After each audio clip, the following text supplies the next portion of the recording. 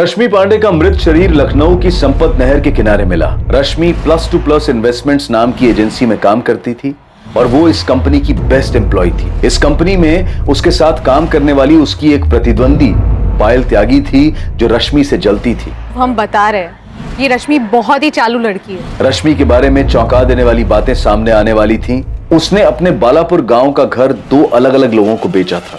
उसने मनोज पाठक और भरत गोलेचा दोनों से घर का टोकन मनी लेकर दोनों को धोखा दिया था। क्या गुस्से में आकर मनोज पाठक ने रश्मि की हत्या कर दी थी? मेरे क्लाइंट मनोज पाठक ने सिर्फ 5 लाख रुपए के लिए उस लड़की का मर्डर कर दिया। या रश्मि भरत गोलेचा के गुस्से का शिकार हुई थी? तुमने चीटिंग की है रश्मि हमारे साथ। पेन ड्राइव से पता चलता है कि प्रद्युमन चौधरी और दशरथ लाल दोनों का रश्मि के साथ शारीरिक संबंध था। लखनऊ के दूसरे पुलिस स्टेशन से पता चलता है कि रश्मि पांडे को 3 साल पहले एक केस में गिरफ्तार किया गया था और ये case vigilance officer Paritosh Mishra ने किया था। क्या इस केस का या इन सभी घटनाओं का रश्मि की हत्या से कोई संबंध था? अब आगे। पत्थर इतना भारी नहीं था जितना होना चाहिए था। मिसिंग ही रह जाती अगर बॉडी नहीं मिलती तो, है ना? ऐसा तो नहीं था कि रश्मि की हत्या उसके किसी करीबी ने ही की थी जिसके बारे में अभी तक सोचा नहीं गया था। बेटा हम ऐसा करते हैं कि रश्मि का जो लखनऊ वाला घर है उसका अच्छा सौदा करवा देते हैं। रश्मि जिस तरह की जिंदगी जी रही थी उसके साथ तो ऐसा होना ही था।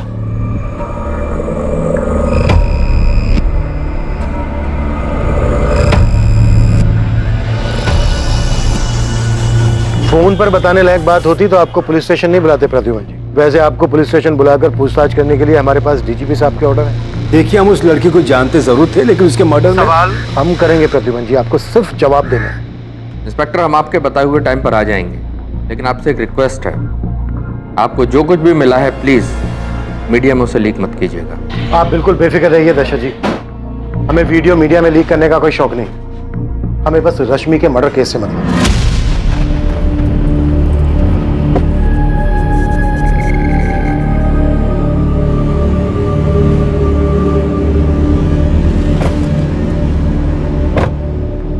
जो हम दोनों के हाथ नहीं लगा वो पुलिस के हाथ लग चुका है प्रद्युमन जी। कुछ करके मामला रफा दफा नहीं कर सकते? रफा दफा करने की कोशिश तो करेंगे ही, और वैसे भी किसको फर्क पड़ता उस रश्मि के मरने से। लेकिन आप अपने बेटे को समझाइए, जरूरत से ज्यादा ना बोल जाए कहीं कुछ। बेवकूफ है ऋषभ, समझ ही नहीं पा रहा कि ये लड़की उसके लायक थी ही नहीं। कैसे समझाए उसे? समझाना पड़ेगा प्रद्युमन जी, हर हाल में।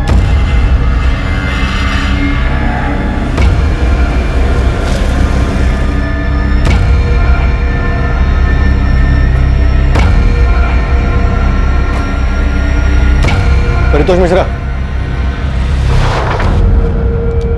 आपने रश्मि पांडे मर्डर के बारे में तो सुन ही लिया होगा। 3 साल पहले का किस्सा खुद निकाला होगा आपने। अब आप हम तक पहुंचे हमसे ये पूछने के लिए कि क्या हमने रश्मि पांडे को मारा है या नहीं, राइट? तो बताइए, मारा है आपने रश्मि को? उसने खुद ही ने अपने मौत की दावत दी होगी। मौत के कुएं में खतरनाक खेल खेलने की फितरत थी उसकी। कैसे बताएंगे आप? ये हम कैसे बता सकते हैं? तो फिर तुम्हें कैसे पता चला कि रश्मि काला जादू करती थी? यूं ही हवा से खबर निकाला तुमने? दिखता था मैडम, वो कैसे क्लाइंट से डील करती थी, सब कुछ साफ साफ दिखता था। और क्लाइंट से इन्वेस्टमेंट हासिल करने के लिए क्या क्या तिगड़म लगाती थी। विकास, तुम्हारे चाचा कुछ न कुछ तिगड़म लगा के तुम्हें और तुम्हारी माँ को चूना लगाएंगे। तुम अपने चाचा को जानते हो, वो इतने सीधे आदमी तो है नहीं जिसने तुम्हारी माँ या रश्मि दीदी के लिए कभी कुछ सोचा हो। तो हम क्या करें सोनू? तुम अपने चाचा को कह दो कि वो तुम लोगों की जिंदगी में दखल ना दे। तुम उनसे कह दो कि अब सब कुछ तुम ही संभाल लोगे। तुम पर हुक्म चलाने के लिए अब रश्मि दीदी तो है नहीं, तो अब तुम्हें हर चीज का उपाय खुद ही ढूंढना होगा। 29 वर्षीय रश्मि पांडे जिसकी हत्या कर दी गई थी, एक बहुत ही साधारण परिवार की लड़की थी। वो इतने सारे लोगों के साथ इतनी सारी चीजों में कैसे उलझ गई थी? हर किसी के साथ उसकी एक अनसुलझी कहानी थी। हर किसी को उससे ईर्ष्या थी। कौन था इनमें से जो उसकी वजह से इतनी तकलीफ में था कि उसने गुस्से में आकर रश्मि पांडे को मारने का मन बना लिया?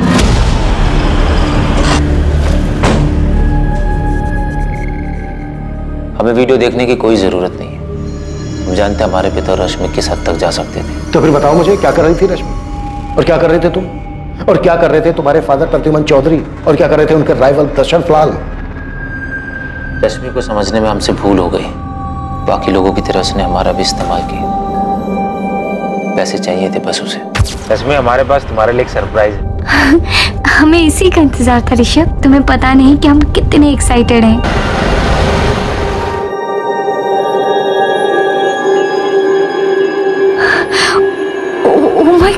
और ऋषभ, ऋषभ ही तो डायमंड है। डायमंड ही है, सिर्फ तुम्हारे लिए। और इससे भी बड़ा सरप्राइज है मेरे पास। शादी करोगे मुझसे? पापा मम्मी, ये रश्मि पांडे है। नमस्ते।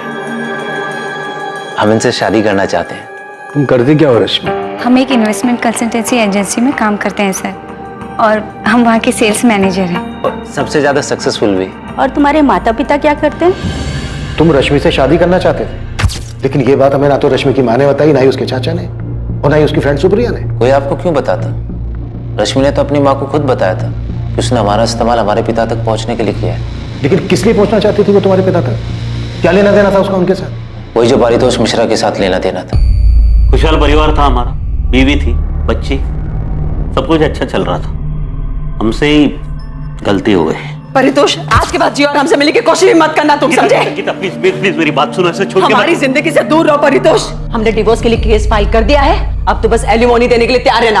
अब तुमसे हमारा कोई लेना देना नहीं है। अरे जिया बेटा, गीता गीता प्लीज हमारी बात सुनो। गीता सर, गीता, उस लड़की रश्मि के चक्कर में पड़ने का अंजाम हम आज तक भुगत रहे। क्या कुछ नहीं दिया हमने रश्मि को। जाहिर है आप दो जिंदगियां एक साथ जो जी रहे थे। बिल्कुल सही कहा सर आपने, हम दो जिंदगियां एक साथ जी रहे थे, लेकिन हमें नहीं पता था कि रश्मि के भी दो रूप थे। जब हम उसे पहली बार मिले थे, वो एक छोटी सी एजेंसी में एक इन्वेस्टमेंट कंसल्टेंट थी। उसके काम करने के जज्बे को देखकर हमने उन क्लाइंट्स को दिलवाने में उसकी मदद की जिनको हम अपने काम की वजह से जानते थे। हम उसके चुंगल में सिर्फ इसलिए नहीं फंसे क्योंकि हम उससे आकर्षित हुए, बल्कि उसने भी खुलकर अपने एहसास का इजहार किया।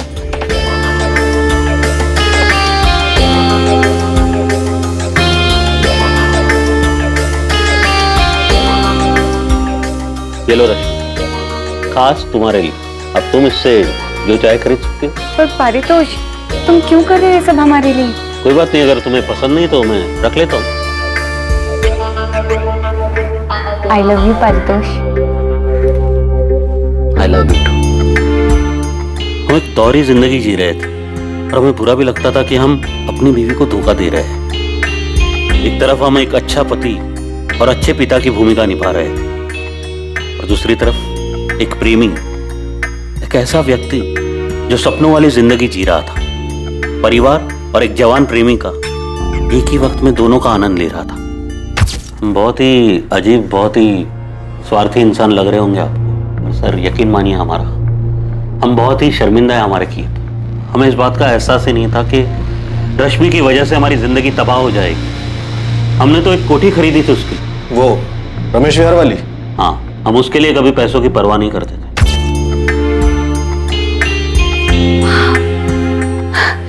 ये घर हमारे लिए? सब कुछ तुम्हारे लिए रश्मि। ये घर तुम्हारे नाम होगा। सारे डॉक्यूमेंट्स रेडी है, तो बस दस्तखत करना। Really? हम उसके प्यार में इस तरह बहक गए थे कि समझ ही नहीं पा रहे थे कि हम अपनी बीवी, अपनी बच्ची के साथ धोखा कर रहे थे। और उसी तरह रश्मि के दोहरे चेहरे को भी हम देख नहीं पाए। वो चेहरा जो ना कभी हमने पहले देखा था और ना ही जिसकी कभी कोई कल्पना कर सकता था। उसने आपको धोखा दिया? सिर्फ धोखा, बड़ा ही गंदा खेल खेला उसने हमारे साथ। रश्मि, हमने तुम्हें एक सिंपल सा सवाल पूछा है कि पूरा हफ्ता तुम कहाँ थे? हम तुम्हारी बीवी हैं, हमने तुमसे शादी की है। हम जानते तुम किसके साथ थी और कितने लोगों के साथ थी, हम उन सबको जानते हैं। और वो सब ये भी जानते हैं पारितोष कि तुम ऑलरेडी मैरिड हो। और ये सब कुछ हमने तुम्हें इसलिए नहीं दिया कि तुम हमें धोखा दे सको। हम किसी की जागीर नहीं है पारितोष, और ना ही हमने तुमसे शादी का वादा किया है। अभी यो भी गया यहाँ से, बंद हो। अच्छा, तो तुम हमारी जासूसी भी करने लगे? ये रश्मि, हमारे घर में रह के हमारे साथी, निकलो यहाँ से, गेट आउट। शायद तुम भूल रहे हो पारितोष, ये घर हमारे नाम पर। तुम उसे हमारे नाम करोगी, वरना क्या एक्सपोज कर दोगे हमें? अभी के अभी इस घर से निकल जाओ और मेरी जिंदगी से भी। Get out from my life. Calm down Paritosh, सिर्फ 2 करोड़ रुपए, उसके बाद हम तुम्हारी जिंदगी में कभी नहीं आएंगे, प्रॉमिस। तुमने हमारा यूज किया रश्मि, लेकिन हम यूज एंड थ्रो करने वाली चीज नहीं है, समझे? अगर हम तुम्हें बना सकते हैं ना तो तुम्हें पूरी तरह बर्बाद भी कर सकते हैं हम।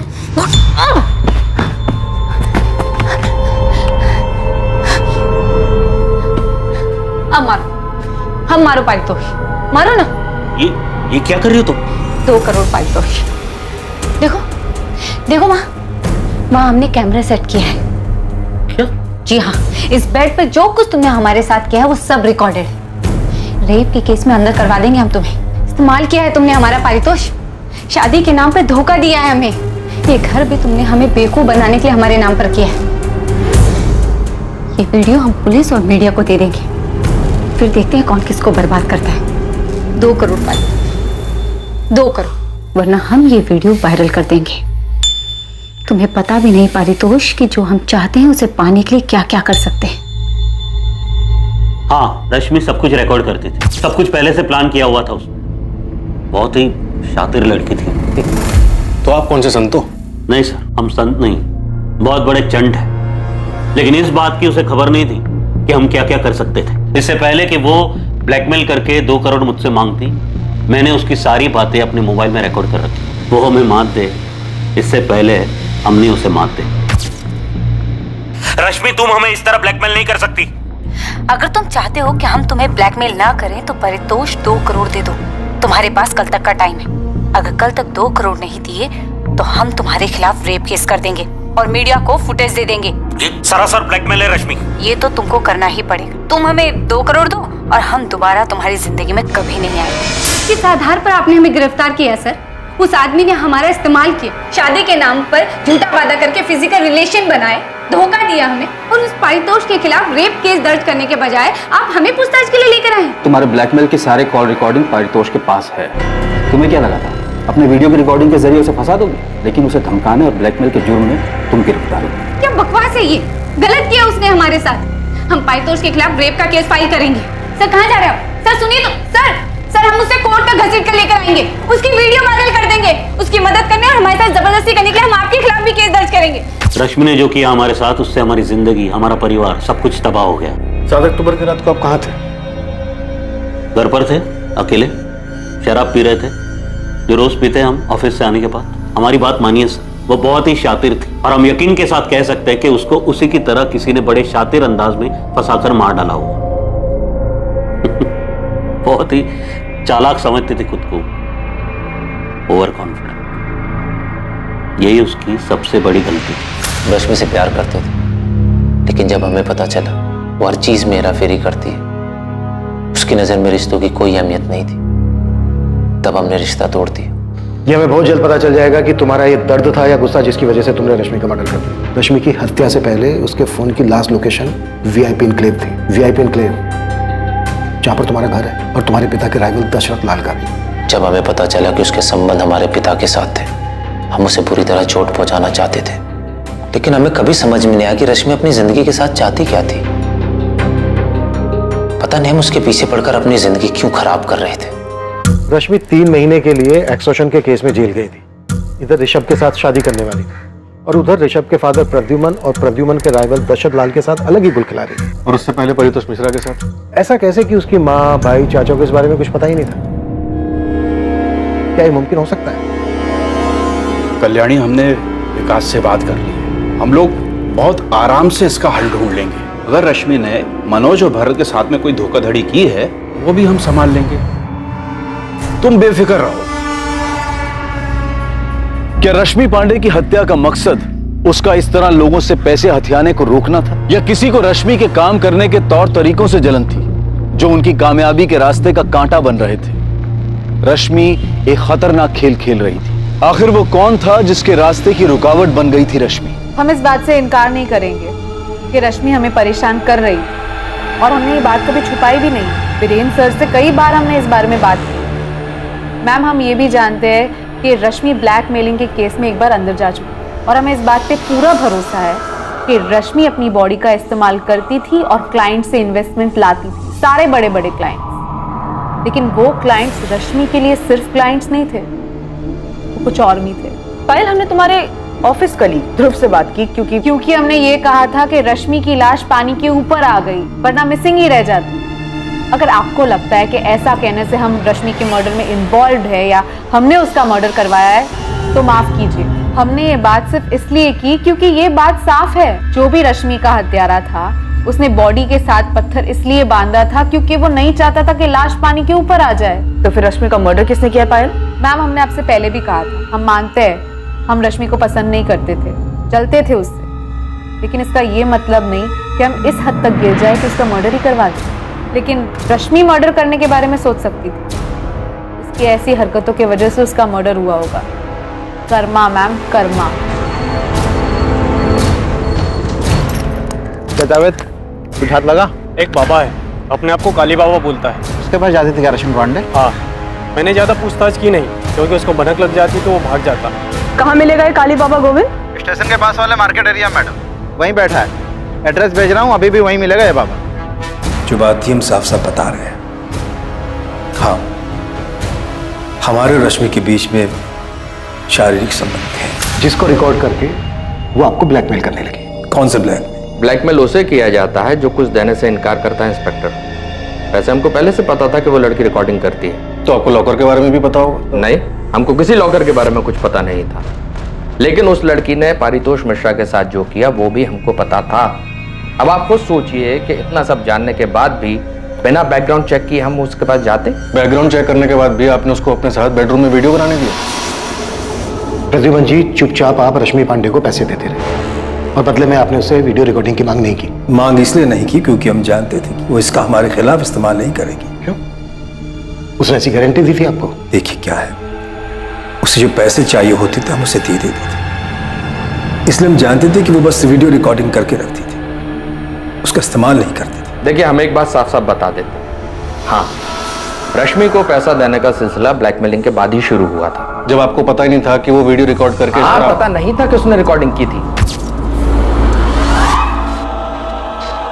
अच्छा, तो इस रिकॉर्डिंग के जरिए तुम हमें ब्लैकमेल करना चाहती हो? नहीं। तो रिकॉर्डिंग क्यों करी और किसके कहने पर करी? खुद की मर्जी से। इरादा क्या है तुम्हारा? जो कुछ हमें चाहिए उसको पाना चाहते हैं दशरथ जी। क्या पाना चाहती हो?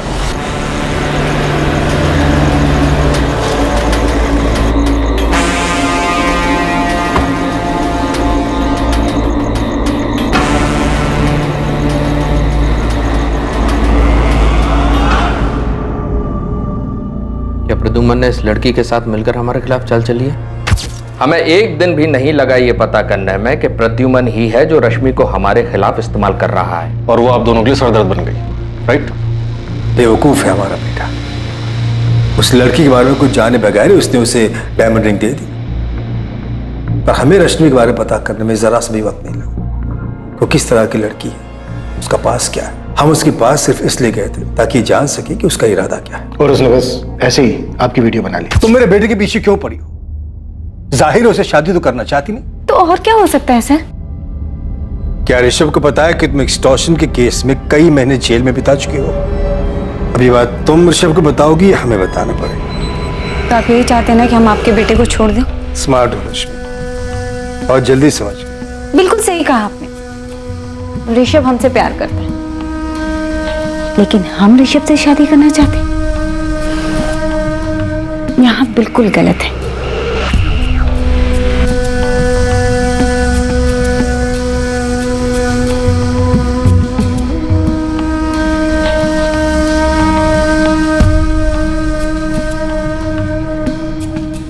हम उसके पास सिर्फ अपने बेटे को छुटकारा दिलाने गए थे, लेकिन हुआ ये कि आप उसके जाल में फंस गए। उसने आपकी वीडियो बना ली और आपको ब्लैकमेल करने लगी। दशरथ जी को लगा कि हमारी आपसी रंजिश के चलते इनका वीडियो हमने बनवाया है, लेकिन रश्मि तो हमसे भी पैसे लिया करती थी। ऐसे वीडियोस बनाकर पैसे लेती थी, ये कहना बिल्कुल गलत है, क्योंकि पैसे तो हम उसको वैसे भी देते थे और अच्छे खासे देते थे। भाई देखिए, हम भी उसके पास सिर्फ आनंद के लिए ही जाते थे और जो कुछ वो मांगती थी वो दे दिया करते। और जैसे उसने वादा किया था, उसने खुद ही हमारे बेटे के साथ ब्रेकअप भी कर लिया। वो आप दोनों के वीडियोस बस ऐसे बना रही थी। अब उसने क्यों बनाया, क्या करने वाली थी, ये तो उसने नहीं बताया। हमारे ख्याल से ये उसका बैकअप प्लान था। देखिए, उसे एक अच्छी जिंदगी जीने का शौक था। महंगी गाड़ी, महंगे कपड़े, बहुत सारे पैसे, ज्वेलरी। उसे अपना एक लाइफस्टाइल मेंटेन करना होता था। उसे लगा होगा कि अगर हमने पैसे देने बंद कर दिए तब क्या होगा। तब ये वीडियोस ब्लैकमेल करने के काम आएंगे। बिल्कुल यही बात है और एकदम साफ। देखिए वो खूबसूरत तो थी ही, लेकिन इसके अलावा एक खासियत और थी उसमें, वो अपनी ओर लोगों को आकर्षित करना बहुत अच्छे से जानती थी। आप लोगों के बयान में बहुत तालमेल नहीं है। ऐसा इसलिए लग रहा है कि आप लोगों को रश्मि के मर्डर का शक हम पर है, लेकिन हम दोनों के पास उसके मर्डर की कोई वजह ही नहीं है। ठीक है, थैंक यू। इंस्पेक्टर, एक और बात बता दूं आपको, इससे पहले कि आप खुद पता लगाए या गुस्से में आकर हमारा बेटा आपको ये पता है। 7 अक्टूबर को हम रश्मि के घर गए थे। कब? रात में। हम अक्सर उसके पास रात ही में जाया करते थे। तुमने मनोज पाठक को धोखा क्यों दिया? बस ऐसे। क्या इरादा क्या है तुम्हारा रश्मि? क्या मिलता है? आपको क्या मिलता है यहाँ आकर? हम तो यहाँ मजे के लिए आते हैं, लेकिन तुम्हें कौन सा मजा मिलता है लोगों को इस तरह धोखा देकर? वो भी तब जबकि तुम्हें इतना कुछ मिल रहा है हमसे, दशरथ लाल से और भगवान जाने और कितने लोगों से। इतने पावरफुल होने के बाद भी पावरफुल बनने की चाहत से आपको क्या मिलता है? यही राजनीति है। यहाँ एक बार जो सत्ता का स्वाद चख लेता है, उसकी सत्ता की भूख और बढ़ जाती है। हम भी अपने आप को ऐसे ही पावरफुल समझते हैं। अब खुद को ही देखिए, आप कहते तो हैं हम मजे के लिए आते, लेकिन यहाँ आना बंद नहीं कर सकते। तुम्हें क्या लगता है रश्मि, हम तुम्हारे वीडियो के डर से यहाँ आते हैं? अब ये तो नहीं पता, लेकिन आते तो हैं यहाँ। रश्मि, तुम बहुत स्मार्ट हो, लेकिन तुम जैसे लोगों से मैं डर नहीं लगता। तुम हमारे लिए बहुत छोटी सी तितली, लेकिन तुमने मनोज पाठक जैसे लोगों को चीट करना बंद नहीं किया। तुम बुरी तरह मात खाओगे, सब करना छोड़ दो। तुम अपने लिए गड्ढा खोद रही हो, और तकरीबन रात 8 बजे हम उसके घर से निकल गए। उस रात की रश्मि की सारी मूवमेंट की इंफॉर्मेशन है हमारे पास। रात को 8:30 बजे तक रश्मि अपने घर पर ही थी, और 9:05 पर उसके फोन की लोकेशन थी VIP इनक्लेव, और 9:15 पर उसका फोन VIP इनक्लेव में स्विच ऑफ हो गया। लेकिन उसको हमने कभी अपने घर बुलाया ही नहीं।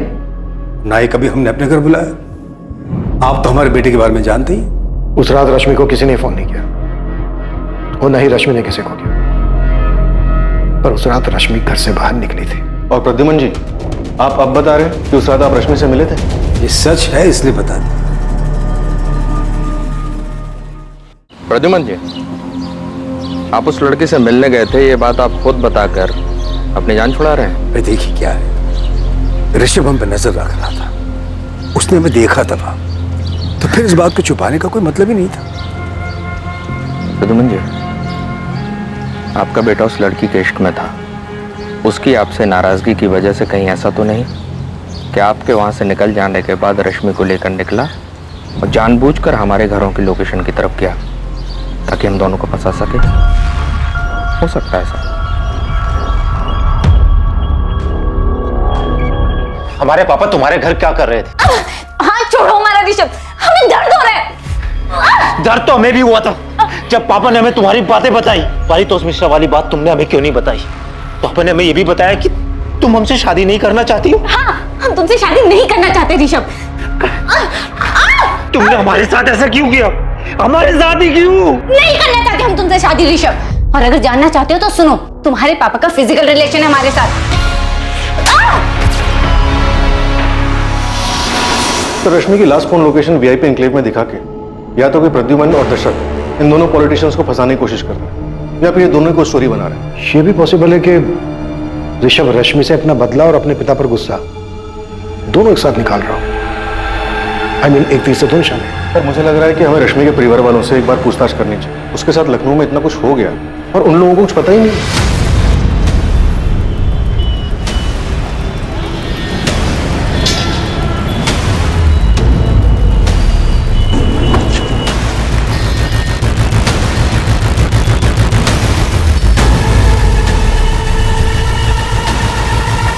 जी, हमें ही लोग काली बाबा के नाम से जानते हैं। ये रश्मि पांडे आपकी भक्त थी? जी, बहुत ही समर्पित भक्त। रश्मि के जीने का तरीका, उसके पैसे कमाने की चाहत, फिर चाहे वो किसी भी तरीके से हो, ये सब जाके हमें अब पता चल रहा है। आप लोगों ने तो हमें कुछ नहीं बताया, और हमें अब जाके पता चल रहा है कि वो किसी बाबा के पास भी जाती थी, और उस बाबा ने हमें बताया कि वो वशीकरण सीखना चाहती थी, बहुत सारा पैसा, बहुत सारा पावर हासिल करना चाहती थी। कल्याणी जी आपने, और विकास तुम, आप दोनों हमेशा यही कहते रहे कि आप लोगों को कुछ नहीं पता कि वो क्या कर रही थी, क्या चाहती थी। रश्मि कहाँ हमसे कभी कुछ ठीक से बताती। आप दोनों में से उससे किसी ने नहीं पूछा ये पैसा, ये गाड़ी उसके पास कहाँ से आ रहा है, क्या कर रही है वो? रश्मि दीदी पूछने पे भी कहाँ जवाब देती थी। तुम्हारे किराने की दुकान सही चल रही है ना? हाँ। तो उस पे ध्यान दो। गाड़ी कहाँ से आई ये जानकर तू क्या करेगा? रश्मि बेटा वो माँ, अरे आपको पैसे चाहिए होते तो मांग लो, लेकिन कहाँ से आई कैसे आई ये जानकर क्या करोगी? अरे काम करते हैं हम। और चाचा जी कुछ बोले तो उनको कहना पहले अपना घर संभालें। अभी चाचा जी ने पूछा क्या तुमसे? तू ना चाचा जी का राग अपना बंद कर। तुझे दुकान चाचा जी ने दिलाई है हमने। आती थी यहाँ कई बार, लेकिन जब भी कुछ पूछो कभी कोई जवाब ही नहीं देती थी। जो आप कह रहे हैं उन सारी चीजों का हमें अभी पता चल रहा है। हाँ, जब से वो यहाँ से गई है उसके रहन सहन में बदलाव आया था, वो तो हम देख रहे थे। हमें बहुत डर भी लग रहा था, मन में काफी सवाल भी उठ रहे थे, लेकिन सवाल का जवाब ना मिले तो क्या करें हम? रश्मि दीदी के जेल जाने के बाद हमने और माँ ने दोनों ने कोर्ट कचहरी के चक्कर लगाकर उन्हें जेल से छुड़वाया था। ये रश्मि के जेल जाने वाली बात है, ये भी आप लोगों ने हमें नहीं बताई? वो बात इसलिए छिपाई क्योंकि वो हम सबके लिए शर्म की बात थी। जब रश्मि यहाँ हमारे साथ रहती थी, जब उसके पापा इस दुनिया में थे, तब सब कुछ ठीक था।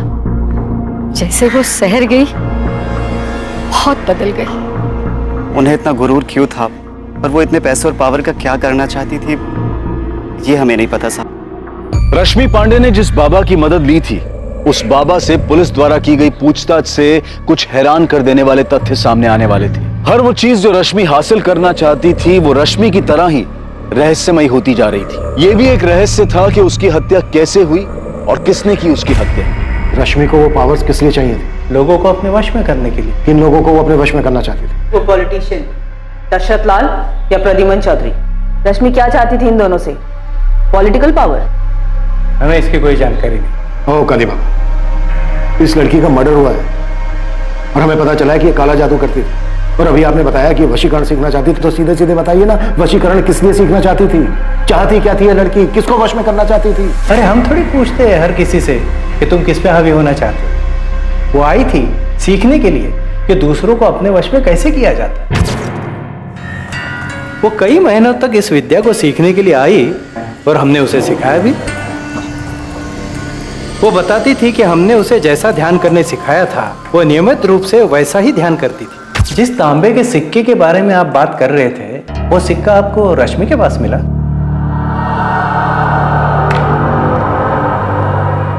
ये वो सिक्का? ये यही है। हमने ही दिया था उसे, और ये विद्या सिखाने की हमने गुरु दक्षिणा भी ली थी। कितने पैसे लिए थे? 3 लाख। तो लोगों को अपने वश में करने के लिए, वशीकरण के इस ढोंग को सीखने के लिए रश्मि ने आपको 3 लाख रुपए दिए। इसे ढोंग मत कहिए।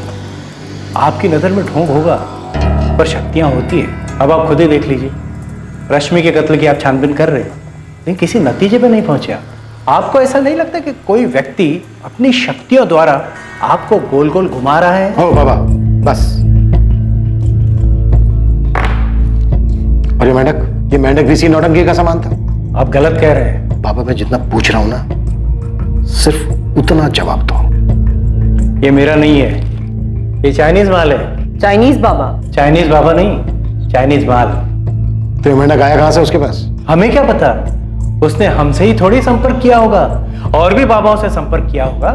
उसे किसी भी परिस्थिति में वशीकरण सीखना था। पर सीखनी किस लिए थी? हमें नहीं पता साहब। हमने उसे वशीकरण की कुछ विद्या सिखाई थी। वो किस पे उसका प्रयोग करना चाहती थी, वो किसे अपने वश में करना चाहती थी, वो किस पे हावी होना चाहती थी, हमें नहीं पता। सुप्रिया, तुम रश्मि की इकलौती दोस्त थी जो हमेशा उसके साथ थी। अब ये तुम बिल्कुल मत कहना कि तुम्हें इस बात का नहीं पता कि रश्मि किसके साथ क्या गुल खिला रही थी जिसने उसका मर्डर कर दिया। 3 साल पहले का परितोष मिश्रा या रश्मि का एक्स बॉयफ्रेंड ऋषभ चौधरी, या ऋषभ चौधरी का फादर प्रद्युमन चौधरी या दशरथ लाल, या रश्मि की ऑफिस कलीग पायल त्यागी, किसने मर्डर किया है? किसने? इनमें से कौन है सुप्रिया जिसने मारा रश्मि को और उसके बाद उसकी लाश को संपत नहर में ले जाकर फेंक दिया? हमें नहीं पता सर। रश्मि ने हमें कभी नहीं बताया कि वो किसके साथ जाती थी। ऋषभ के अलावा कोई और भी है जिसके साथ वो जा सकती थी? देखो सुप्रिया, तुम पहले दिन से हमसे कुछ ना कुछ छुपा रही हो। तुमने पहले भी हमें ऋषभ के बारे में नहीं बताया। किसका डर है तुम्हें? बोलो। क्या ऋषभ अपने फादर को फंसाने के लिए ऐसा कर सकता है? क्योंकि रश्मि के फोन की लास्ट लोकेशन वीआईपी इनक्लेव है, वीआईपी इनक्लेव, जहाँ ऋषभ का घर है। सर, ऋषभ रश्मि का मर्डर नहीं कर सकता, इतना तो मैं जानती हूँ। सर, वो उससे बहुत प्यार करता था। हाँ, वो रश्मि से दुखी था क्योंकि उसने उसे धोखा दिया था, लेकिन सर वो इस बात से भी दुखी था कि उसके पापा ने। सर, ऋषभ रश्मि का मर्डर नहीं कर सकता। तो फिर किसने मारा है रश्मि को? सर, रश्मि के माँ, भाई और चाचा सबसे बात की, सबके बीच में लगता सांठ-गांठ हो रखी, सब एक ही राग अलाप रहे, किसी को रश्मि के बारे में कुछ नहीं पता। सुप्रिया, रश्मि अपने परिवार वालों का जिक्र करती थी तुमसे? हाँ सर, कभी कभी जिक्र करती थी, जब वो बालापुर जाती थी अपने माँ और भाई से मिलने। और अपने चाचा के बारे में? नहीं, चाचा के बारे में मैं कुछ नहीं जानती।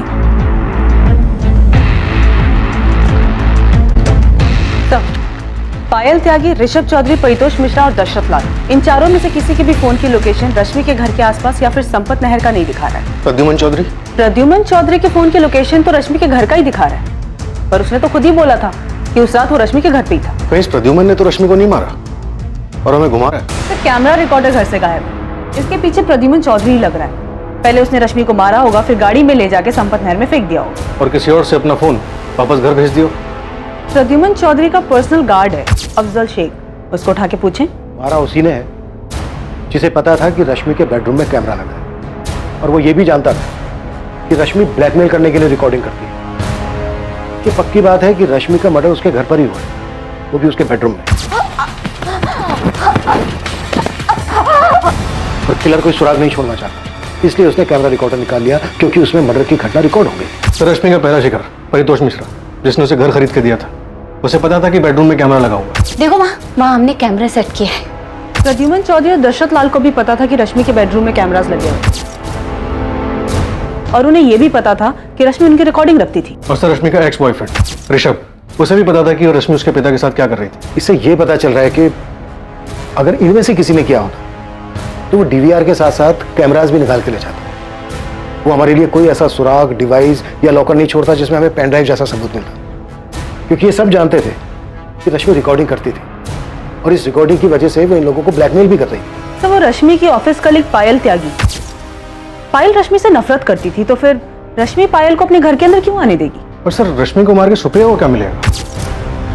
बिल्कुल ठीक, तो रश्मि के बनने से किसको फायदा होगा? ये कोई ना कोई रश्मि के परिवार वाला ही है, और अब तक हम दूर के लोगों के बारे में सोच रहे हैं। केस की जिस तरफ पड़ताल कर रही टीम का ध्यान नहीं गया था, अब वहीं से एक बहुत अहम सुराग मिला था, और इस जानकारी से रश्मि पांडे की हत्या के राज का पर्दाफाश हो गया था। हाँ गोविंद, बालापुर से कोई खबर? सब डायरेक्ट नहीं पूछा, लेकिन रश्मि के भाई विकास का किराना स्टोर है, इसमें उसका पार्टनर है सोनू कश्यप, उससे बात किया मैंने। सोनू ने हमें बहुत जरूरी खबर दी है, जो विकास ने हमें कभी नहीं बताया। क्या इन्फॉर्मेशन है? भोलाराम पांडे, विकास और रश्मि का चाचा, वो दोषी हो सकता है।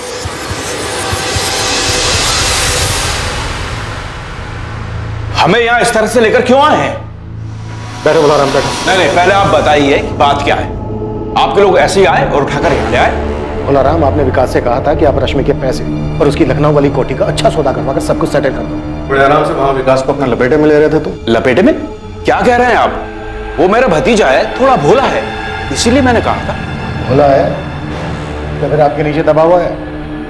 विकास, जब तेरे चाचा ने तुझसे ये सब कहा तो तूने आके हमें क्यों नहीं बताया? मैडम जी, हमें नहीं लगता कि चाचा जी कुछ गलत कर सकते हैं। तेरे दोस्त सोनू कश्यप ने हमसे साफ कहा कि तू ना समझे, तेरे चाचा सब हड़प लेंगे, रश्मि के रहते हुए ऐसा नहीं कर सकते, इसीलिए उन्होंने रश्मि को रास्ते से हटा। नहीं, चाचा जी ऐसा नहीं कर सकते।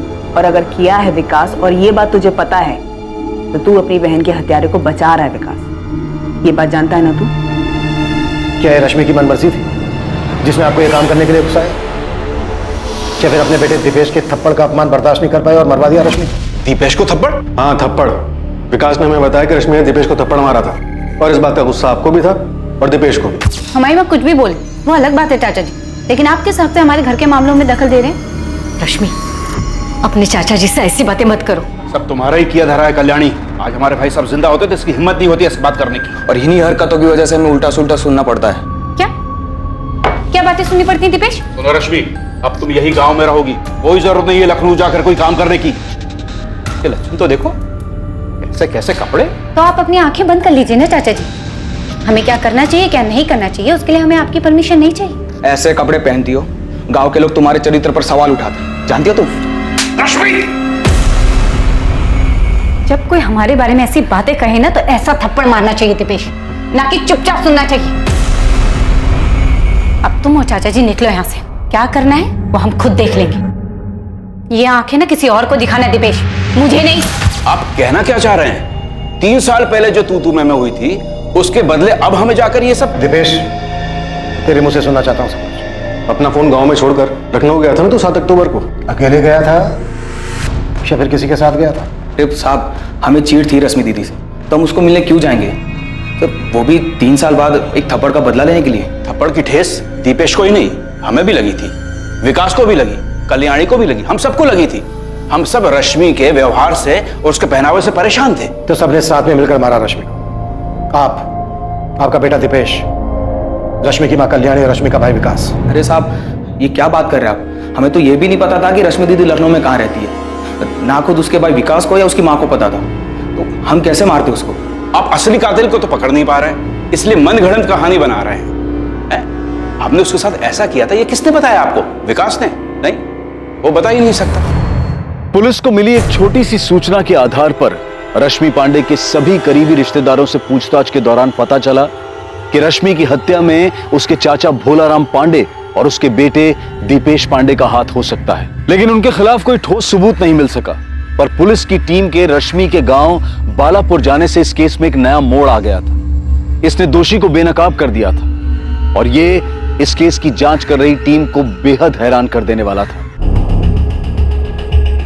सर, कॉल रिकॉर्ड्स और लोकेशन के हिसाब से इनमें से हम किसी पे भी हाथ नहीं डाल सकते। सबने अपने फोन गांव में छोड़कर क्या लखनऊ में आके कांड कर दिया? तो ट्रैफिक डिपार्टमेंट संपत नहर की तरफ जा रहा है, सभी रास्तों की सीसीटीवी फुटेज स्कैन कर रहे हैं। रश्मि की लाश को नहर तक ले जाकर फेंकने के लिए किसी गाड़ी का इस्तेमाल तो हुआ होगा, शायद फुटेज में दिख जाए। हाँ आदित्य, अब तो आपके डिपार्टमेंट से किसी बड़े खुलासे के होने का इंतजार है हमें। इब्राहिम, भोलाराम और उसका बेटा दीपेश और रश्मि का भाई विकास, इन लोगों के खिलाफ कोई सबूत नहीं मिला। लेकिन ये आदमी जिसने इस केस में भोलाराम को संदिग्ध बताया, ये कौन है? उसका नाम सोनू कश्यप है।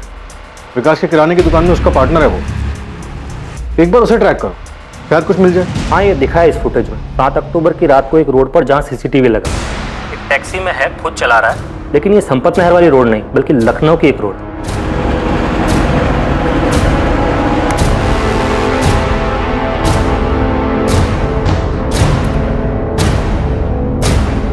ये तो सोनू ही है। और उसने हमें बताया था कि भोलाराम ही दोषी है। नहीं सर, मैंने क्रॉस चेक किया। 7 अक्टूबर की रात को सोनू के फोन की लोकेशन उसके गांव बालापुर की ही है।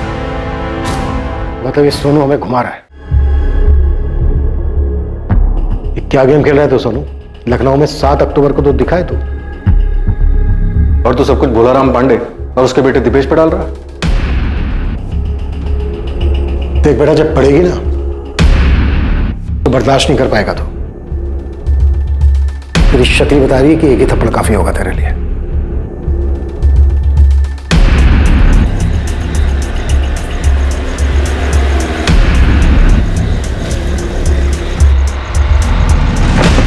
अभी रुक, अभी नहीं, थोड़ी देर इंतजार करना पड़ेगा। दीदी से मिलने कोई गया है।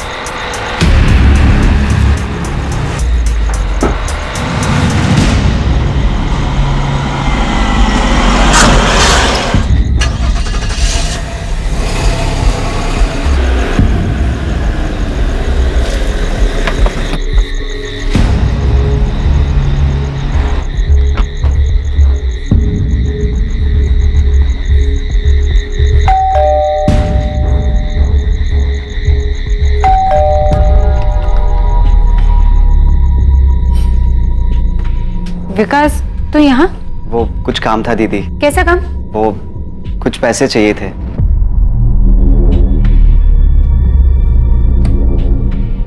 इसको क्यों लेके आए यहाँ? दीदी हम इसके साथ ही आए हैं, इसकी गाड़ी में। एक बात बता, आज जब दोपहर में हम बालापुर आए थे तो माँ ने तो ऐसा कुछ नहीं कहा कि उन्हें पैसे चाहिए। दीदी वो हमको चाहिए दुकान के लिए। तुमसे अगर दुकान संभाली नहीं जाती तो उसको बंद करके घर में बैठ जाना कदे, नुकसान कम ही होगा। सुन, 5,000 नहीं दे सकते, ये ले 2,000 रख ले, इतने ही बहुत है। तू जो चाहे वो करेगी, बिना बताए घर बेचेगी, दूसरों को ठग के पैसे लूटेगी, और हमें 5,000 रुपए चाहिए तो सिर्फ 2,000 रुपए देगी। पैसे रखने तो रख, वरना निकल यहाँ से। वैसे तेरी औकात इतने की भी नहीं, फिर भी दे रहे हैं ना। अरे विकट, विकट क्या कर रहे हो? विकट छोड़, छोड़ो हमें। बहुत हो गया दीदी, तुमने हमारी बहुत औकात दिखा ली, अब हम तुम्हें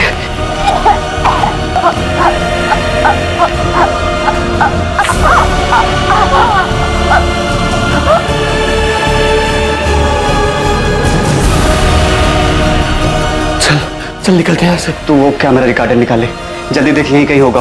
वो लोगों को ब्लैकमेल करके ठगने के लिए लगा के रखते हैं।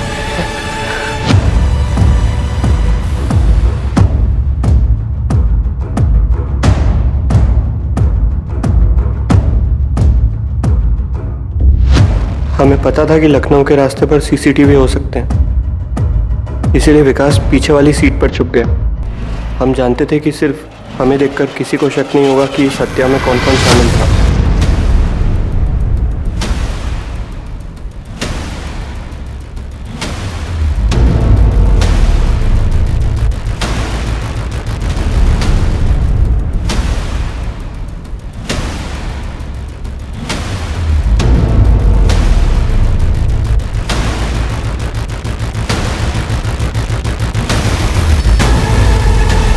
हमें लगा था पत्थर के वजन की वजह से रश्मि की बॉडी कभी पानी के ऊपर नहीं आएगी।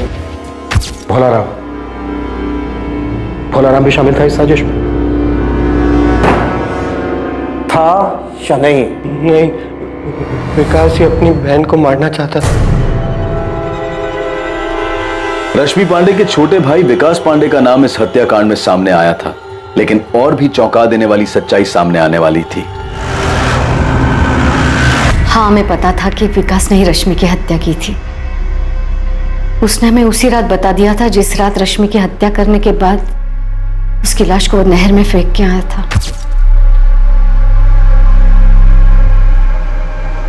तुमने ठीक किया बेटा, वो उसी लायक थी।